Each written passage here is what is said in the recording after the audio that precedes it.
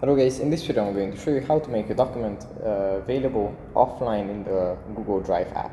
But before that, don't forget to subscribe with the comment down below, because at 10,000 subscribers I'm going to show you my cool YouTube revenue statistics and growth strategy. So without further ado, let's just jump right into it. First we have to open up Google Drive. Here it opens up in the suggested menu. From here we just have to select the document and tap on the three dots next to its name. And then tap on make available offline. Now this document is going to be made available, which means that if we don't have access to the internet, we still can open the document. We can turn this off by tapping on the three dots again,